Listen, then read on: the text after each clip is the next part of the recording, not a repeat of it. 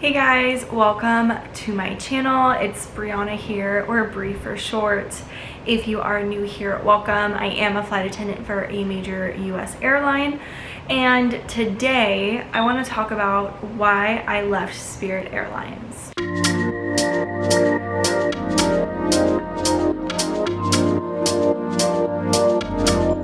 This might be a shock to some of you that don't know me, but yes, my first airline was Spirit, and if you are here with the expectation that this video is going to be me bashing Spirit Airlines, then you're gonna be disappointed. Let me start at the beginning. So back in 2017, something inside of me just clicked, and I decided it was time to try my luck at being a flight attendant. I ended up sending out a bunch of applications, just threw my application out there, and Spirit was the first one, or one of the first ones to get back to me, and they had invited me to their open interview up in Chicago. At the time I was living in Orlando, and Spirit did not pay my way to the interview, so they weren't paying for the flight up to Chicago, they weren't paying for any lodging or accommodations. I had to figure all of that out on my own. I was pretty much broke.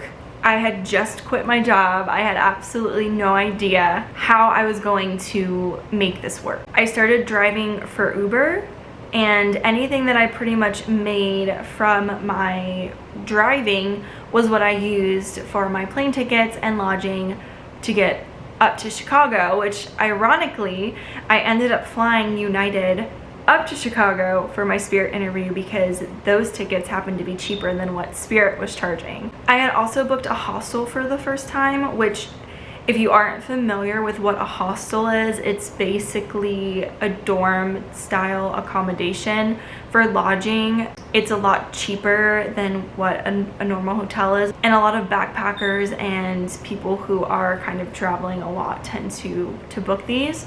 They're really communal, and it's actually kind of a really cool experience. I ended up meeting one girl from Australia who was making her way across the United States, and it was a really cool experience. I definitely recommend. Definitely do your research though, because some of them can be a little sketch, but this worked out for me. So I ended up booking a hostel in, I believe it was the Wicker Park area of Chicago. So the only thing left to do was to go up to the interview. And ironically, on my way up, I actually ended up sitting next to another woman who was also going to the interview. So we ended up exchanging contact information, and we met up later either that day or the next day with another girl that she actually ended up meeting at the hotel that she was staying at that was also going to the interview. So all of us linked up and went downtown, because at that point in time it was my first time in Chicago. We went to the Bean, we went to the Buckingham Fountain, we went to Illuminati's and got some Chicago style pizza. You know, we did the whole bit. So we had a great time, and we ended up making plans to meet the next day at the hotel, because they were actually staying at the hotel that the interview was being held, but I couldn't afford to stay there, which hence the hostel part. So I ended up meeting up with them. We got there early because my anxiety will not let me be late, especially for something like this. So we got there early. We had to stand in line to check in, and there were maybe about 150 people there. There were a decent amount of people, and after we checked in, we all went into this auditorium. You know, we did the interview, which is a whole other story, and I think I filmed a video kind of already on it, so I will link that. If there are any other questions though, let me know, and I can definitely make another video about it. But keep in mind, this was back in 2017, so things have more than likely changed since then. Anyway, I was offered a CJO, a conditional job offer, on the spot after I completed the interview, and I was ecstatic. I had no idea what I was getting myself into, to be completely honest with you, either. My training date was originally supposed to start June 1st of 2017. I believe my interview was around May-ish. So June 1st was my scheduled training date, and then I had received an email that it was getting pushed back to July 1st. So this kind of put me in a little bit of a position, because like I had said, I had just left my job, and I was pretty much living off of my 401k money, which yeah, you know, obviously I know that wasn't a good idea, but you live and you learn. Sorry, my camera battery died, so I had to change that. But anyway, I was basically broke, okay, and having training pushed back an additional month really hurt me. Obviously, I didn't have anything saved up. I didn't, you know, I wasn't prepared for the financial stress that this was going to have. I also got my email saying where I was going to be based. Now, I want to mention that when I originally applied for the flight attendant position with Spirit, it was for their Chicago and Dallas bases. That is what the job description said. That's what they were hiring for, those two bases. So I was really excited because it was going to be a new city. I had lived in Florida my entire life, so I really was ready to branch out, and I was really excited about the opportunity to be in Dallas or Chicago. And I got my email that said my entire class and I were going to be based in Fort Lauderdale. I was a little relieved, but also really disappointed, because like I mentioned, I was really looking forward to getting out of Florida and experiencing something new. And you know, that's something that airlines will typically ask you, is if you are willing to relocate. It's one of the big things that they're looking for, because some airlines won't allow you to commute and others will highly recommend against it. And then there are a few that, you know, will help you out in commuting and whatnot. So that's why, side note, it's really important to research the different airlines that you're looking into. Well, I ended up getting based in Fort Lauderdale, which was about a 3-hour drive from Orlando, which is where I was living. And I ended up coming to the conclusion that this was probably going to be a good thing, because I was not used to the lifestyle of being a flight attendant. I didn't know what I was doing, and it might be better to be closer to home, you know, just starting out, kind of get my feet on the ground, so to speak. Spirit Airlines has or had their training, flight attendant training, down in Fort Lauderdale, so it happened to be a good time to kind of get familiar with the area. And let me tell you guys, me being from Florida, I can say this: I do not like South Florida at all. I despise South Florida. Like, I'm sorry, but I just can't stand it. So I finished training and graduated, got my wings, all that fun stuff.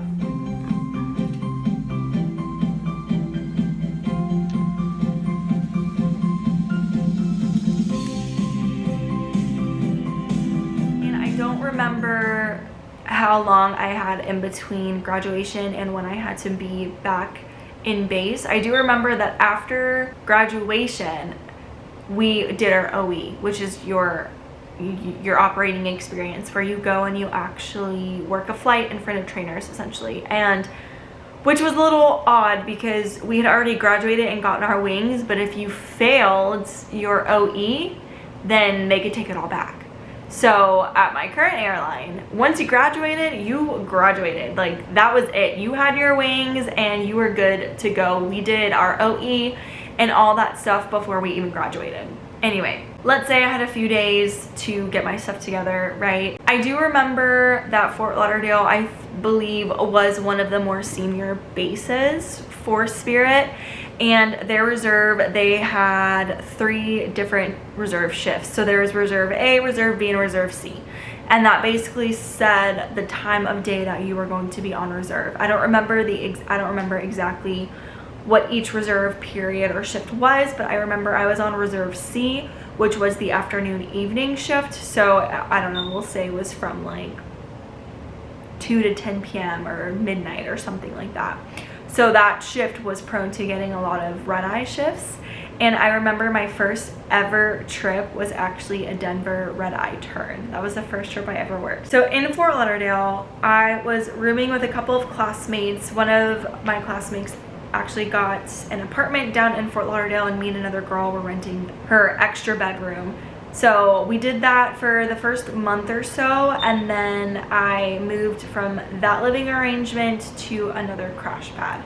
And I'm going to tell you guys this: when I was rooming with my one friend from training, I was paying about $300 to split the room with my other friend. And then when I moved to the crash pad, I believe I was paying $350, and that was a month. If you're not familiar with what a crash pad is, it's basically a place where flight attendants go when they're on reserve or commuting, and that's where they stay. So there's hot beds, cold beds. Typically you're in a room, there's bunk beds in a room, you're sharing this room with, you know, 4, 6, 8 other flight attendants.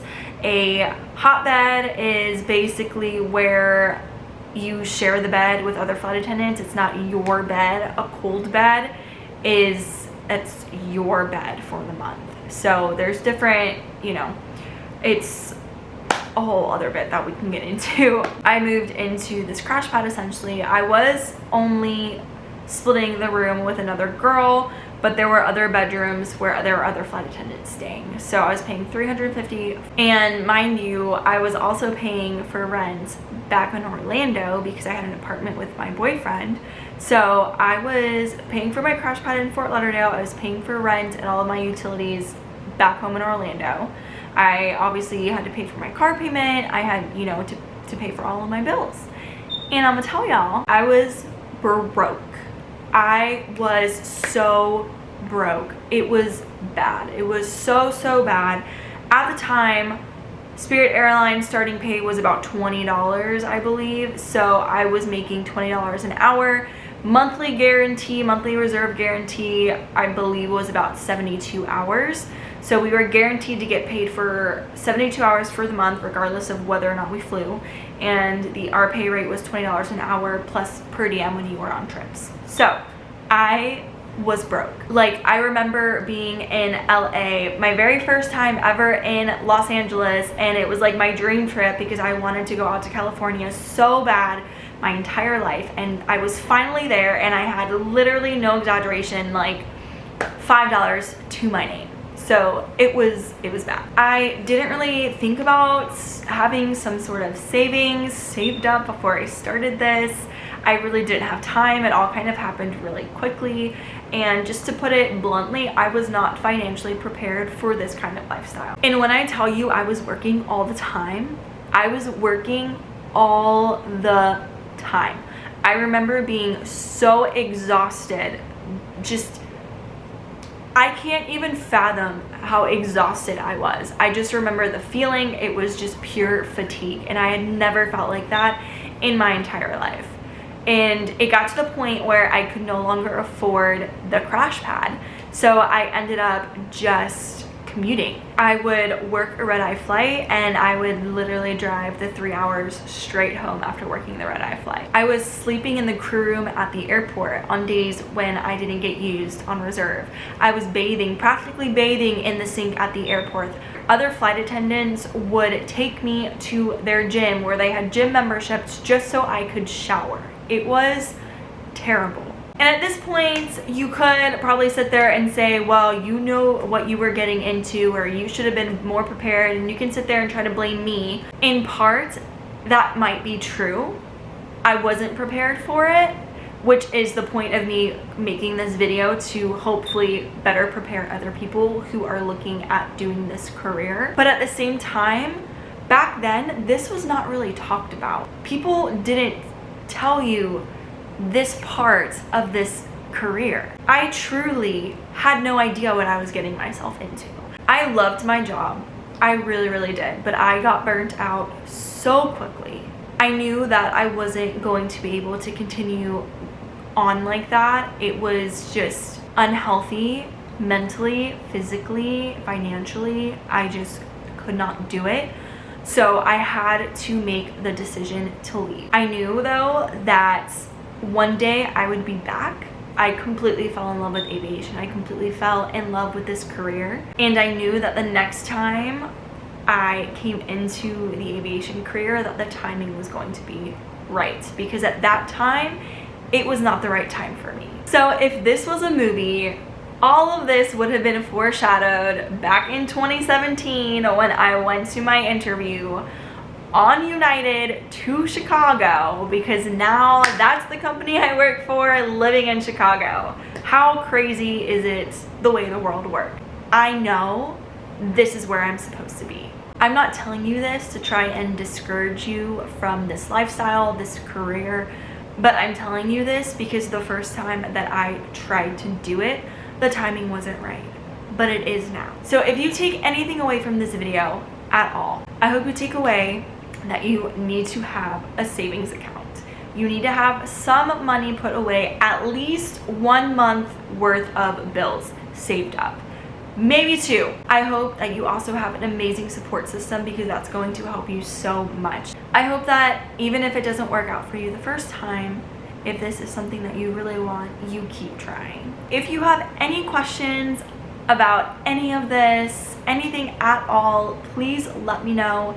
Drop them in the comments. I can either make another video kind of answering all of your questions or just kind of answer them in the comments. I guess we'll see what kind of questions I get. But as always, thank you guys so much for being here. I hope this helps. I hope you learned something. Definitely don't forget to like, subscribe, drop a comment, say hi, and I will catch you guys on the next vlog.